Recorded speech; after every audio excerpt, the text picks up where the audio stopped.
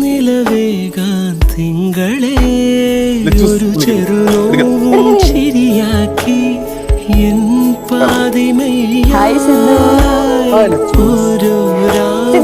പകലാക്കി നേരിൻ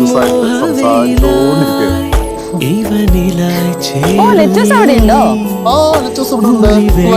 കൈരേഖ ഞങ്ങൾക്കിടയിൽ ഒരു പ്രശ്നം ഉണ്ടായേനെ അതെങ്ങനെയോ ഒരു വഴിതിരിഞ്ഞ വഴിക്കുന്നു.